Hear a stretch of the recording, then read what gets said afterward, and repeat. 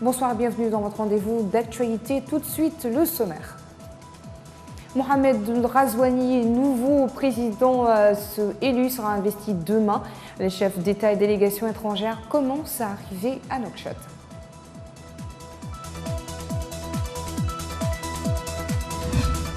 Le président sortant, Ould Abdelaziz, fait une déclaration sur son patrimoine. Ce geste vient dans l'application de la loi relative à la transparence financière dans la vie publique. Clôture de la deuxième session de l'Assemblée nationale. Son président a fait état d'importantes améliorations dans les procédures de travail du parlementaire.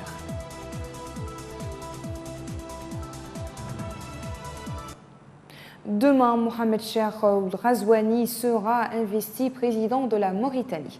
L'événement revêt un cachet particulier pour tout le pays. Il s'agit de la première passation de pouvoir entre deux présidents élus CRSIDB. Les principales artères de la ville de Nouakchott à quelques heures de l'investiture de Mohamed Ould Razouani. Le dispositif sécuritaire est impressionnant. Tous les corps sont déployés. La sécurité est encore plus visible devant les hôtels et résidences devant accueillir les invités. Tout est mis en œuvre pour que cette nouvelle page de l'histoire politique de notre pays s'écrive en lettres d'or pour la postérité. Les rues sont pavoisées aux couleurs nationales, vert, jaune et rouge, ainsi que celles de tous les pays dont les représentants sont attendus. Ces drapeaux qui flottent dans les principales voies de la capitale illustrent la double appartenance de la Mauritanie, arabe et africaine. L'ingéniosité des services du protocole est aussi exprimée par la façon avec laquelle les drapeaux se suivent. On y voit également plusieurs drapeaux de pays occidentaux. C'est l'expression de la volonté de notre pays de s'ouvrir sur le monde à travers la coopération. Une dizaine de chefs d'État et de gouvernement doivent prendre part à l'investiture de Mohamed Ould Razouani. Le président tchadien, le premier ministre algérien et le représentant du Koweït ont ouvert le bal des arrivées. Toute la nuit, l'aéroport international Tounsi connaîtra une intense activité. Cette investiture est particulière pour le pays. En 59 ans d'indépendance, ce sera la première passation de pouvoir d'un président élu démocratiquement, un autre lui aussi légitimé par le suffrage universel. Les anciens présidents de la République, Mohamed Ould Haïdallah et Sidi Ould Cheikh Abdallahi, seront présents demain au palais de congrès Al-Mourabitoun pour écrire ensemble cette nouvelle page. Le président sortant, Mohamed Abdelaziz, a remis aujourd'hui au palais présidentiel à Nouakchott une déclaration sur son patrimoine au rapporteur de la Commission pour la transparence financière de la vie publique.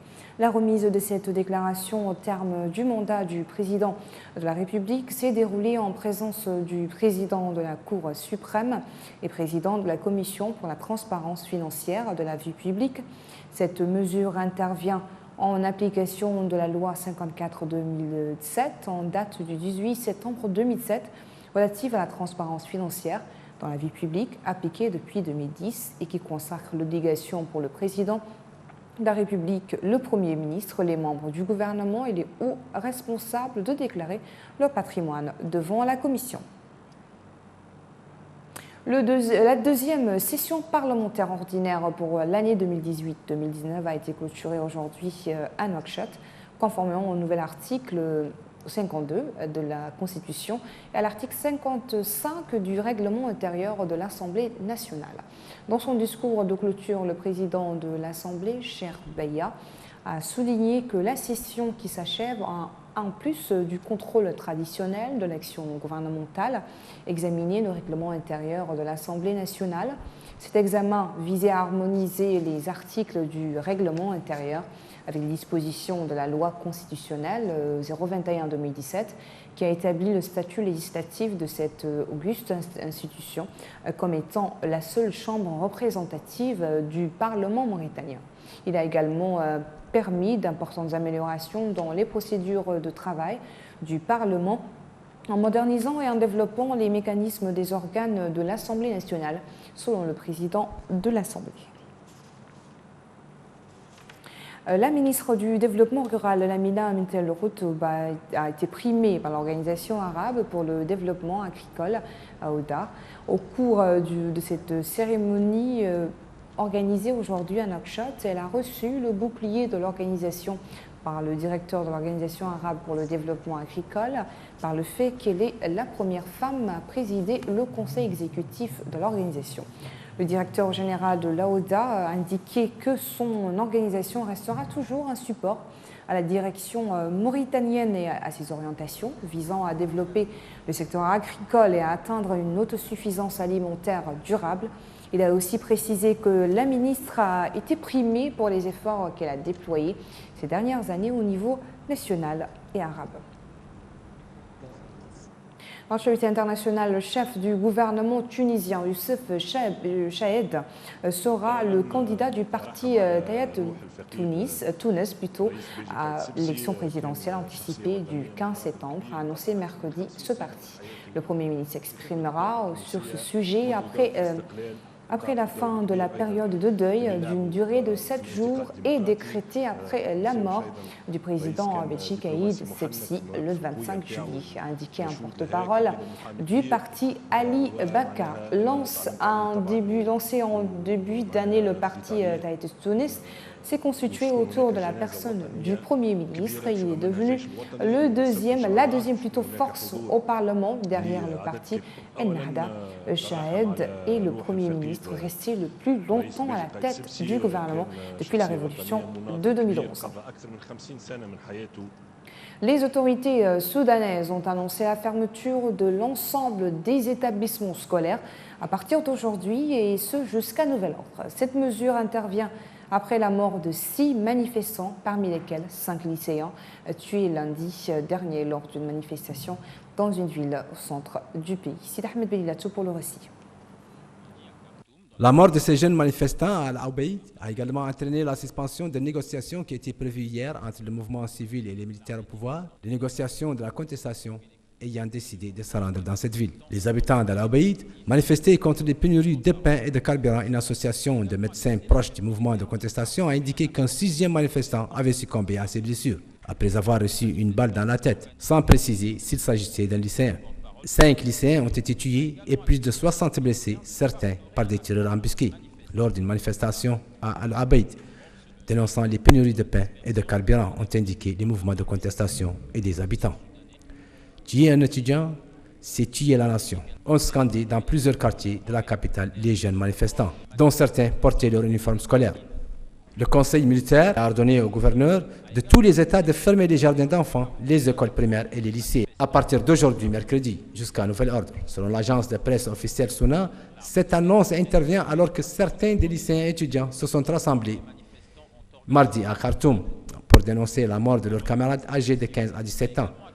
D'autre part, le procès du président soudanais destitué Omar al-Béchir s'ouvrira le 17 août prochain. L'ancien chef de l'État inculpé de corruption, n'ayant pas comparé mercredi à sa première audience, a indiqué un de ses avocats. Le 16 juin, un procureur a lu l'acte d'accusation contre l'ex-président lors de sa première apparition publique depuis sa destitution par l'armée le 11 avril dernier. Omar al-Béchir a notamment été accusé de possession illégale de devises étrangères, d'avoir acquis des richesses de façon suspecte et illégale, selon le parquet. Fin avril dernier, le chef du conseil militaire de transition au pouvoir, le général Abdel Fattah Burhan, avait affirmé que l'équivalent de plus de 113 millions de dollars avait été saisi en liquide dans la résidence d'Omar al-Béchir. Des dizaines de migrants bloqués depuis une semaine sur le Gregoriti, un navire des gardes-côtes italiens, ont débarqué ce matin grâce à un accord pour les répartir entre 5 pays européens et l'Église italienne. Matteo Salvini, le ministre italien de l'Intérieur et patron de la ligne extrême droite, avait annoncé à la mi-journée son autorisation. Il a aussi, dans la foulée, formellement interdit l'accès aux eaux italiennes à l'Alan Kurdi. Ce navire de l'ONG allemande Sea Eye a secouru mercredi au large de la Libye 40 migrants originaires d'Afrique de l'Ouest, dont 2 femmes et 3 jeunes enfants, et cherche à son tour un port où les faire débarquer. Voilà pour l'actualité internationale. Ce journal, restez avec nous à présent pour les brèves sportives. Le club saoudien El Khalij a annoncé hier être parvenu à un accord avec le joueur mauritanien Moulay Ahmed Khalil Di Bassam pour évoluer en son sein. Le montant de transfert n'a pas été révélé. Le club Al Khalij, qui évolue en première division du championnat saoudien, Bassam avait déjà évolué sous les couleurs de clubs algériens, libyens et tunisiens. La FIFA vient de dévoiler la liste des joueurs nominés pour le titre de meilleur joueur 2019. Le Brésilien Neymar n'y figure pas, la liste des 10 joueurs retenus pour le trophée The Best joueur de la FIFA 2019. Cristiano Ronaldo, Frankie de Jong, Matthijs de Ligt, Eden Hazard, Harry Kane, Sadio Mane, Kylian Mbappé, Lionel Messi, Mohamed Salah, Virgil van Dijk. Côté entraîneur, l'entraîneur algérien Belmadi fait partie des 10 meilleurs du monde. Hervé Renard connaît sa prochaine destination. La Fédération d'Arabie Saoudite de football s'est attachée officiellement les services du technicien français comme nouveau sélectionneur des Faucons en remplacement de l'Argentin Juan Antonio Pizzi. Hervé Renard a signé un contrat de 2 ans et demi avec la Fédération saoudienne de football. Le tribunal arbitral du sport, TAS, a déclaré que le comité exécutif de la Confédération africaine de football CAF n'était pas habilité à se prononcer sur le sort du match retour de la finale de la Coupe des champions d'Afrique de football 2018-2019, renvoyant le dossier aux organes compétents de la CAF. Le comité exécutif de la CAF avait demandé le 5 juin dernier au Wydad de Casablanca et à l'Espérance de Tunis de rejouer sur un terrain neutre le match retour de la finale de la Voilà, nous arrivons à la fin de ce journal. Merci à vous de nous avoir suivis. Le rappel des titres. Charles Mohamed Razouani, le nouveau président élu, sera investi demain. Le chef d'État et délégation étrangère commence à arriver à Nouakchott.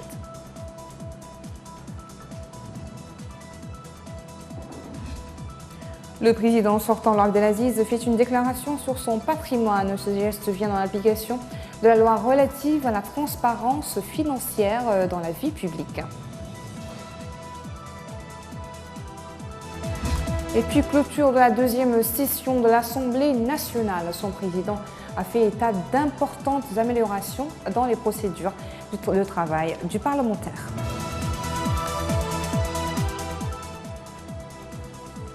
Merci et bonne soirée en compagnie des programmes de Saïd TV.